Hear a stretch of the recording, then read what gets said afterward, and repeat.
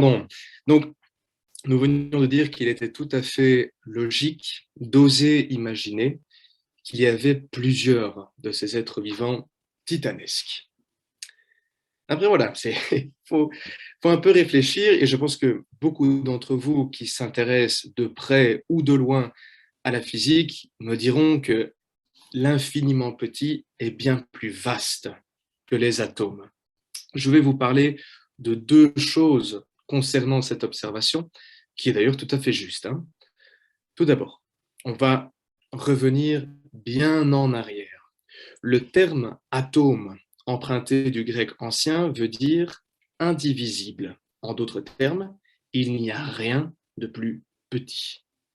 Or, grâce aux avancées technologiques et l'apparition d'accélérateurs de particules, comme le CERN à Genève, vous en avez sûrement déjà entendu parler, nous savons désormais qu'il est possible de diviser ces atomes. Alors, sans trop entrer dans les détails, un accélérateur de particules comme le CERN, ce sont des gigantesques cercles dans lesquels on va faire tourner très très vite justement ces atomes. Et grâce à cette technologie, on s'est rendu compte que les atomes pouvaient se diviser principalement en deux catégories de matières toutes petites subatomiques. Il s'agit de fermions et de bosons. En parlant de bosons, vous avez peut-être entendu parler du boson de Higgs. Il s'agit d'une théorie qui existait au siècle précédent et qui a seulement été prouvée ici en 2012. D'ailleurs, cette découverte majeure, enfin du moins le fait qu'on ait pu prouver cette théorie, eh bien, ça a obtenu, enfin l'équipe de chercheurs a obtenu un prix Nobel. Un exemple clair de boson, parce qu'il y a différents types de bosons, ce sont les photons. Les photons, c'est ce qui compose en grande partie la lumière. Et vous vous doutez bien, pardon, qu'au rythme auquel la science avance et la technologie évolue, on parviendra bientôt à scinder les bosons et les fermions aussi. Je pense qu'il n'y a pas de doute à avoir là-dessus. Ensuite, deuxième élément, vous en avez peut-être entendu parler, mais c'est un peu plus farfelu, il y a beaucoup moins de preuves, c'est la théorie des cordes. Cette théorie vient défier en réalité notre perception de l'infiniment petit.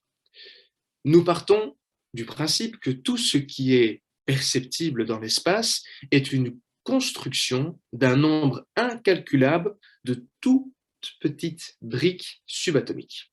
Or, la théorie des cordes part du principe que ces briques sont en réalité des toutes petites cordes minuscules, des cordes qui vibrent comme un téléphone portable qui reçoit un message.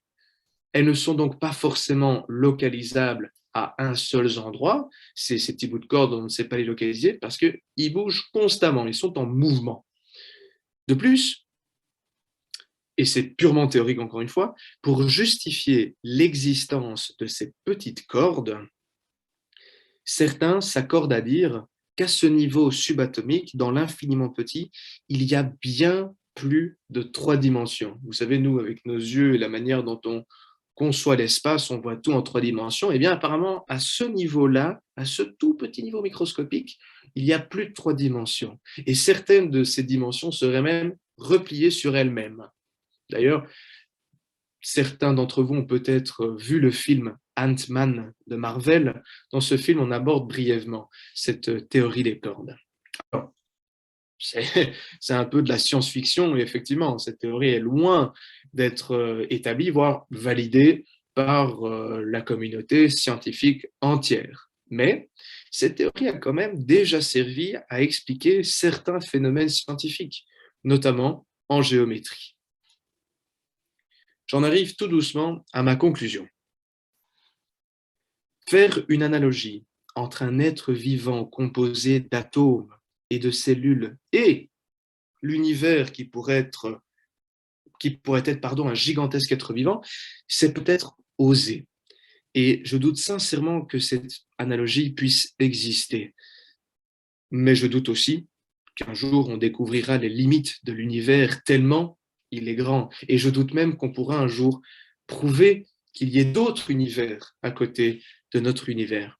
Mais je ne perds pas espoir, car la théorie de Higgs, finalement, elle a seulement été confirmée en 2012. Donc peut-être que ma théorie, que je partage visiblement avec certains d'entre vous, peut-être que cette théorie sera prouvée d'ici 2050. En attendant, les étoiles fascinaient il y a des milliers d'années et aujourd'hui, elles parviennent à fasciner encore. Il s'agit finalement d'une source inépuisable de matière à réflexion, mais surtout à imagination. Et si vraiment notre planète était un tout petit atome, enfin faisait partie d'un tout petit atome de rien du tout, dans un gigantesque être vivant, j'espère sincèrement que notre galaxie ne se situe pas dans le gros orteil de ce gigantesque monstre. Parce que contre une porte ou le coin d'un lit, un gros orteil, ça peut faire très, très mal.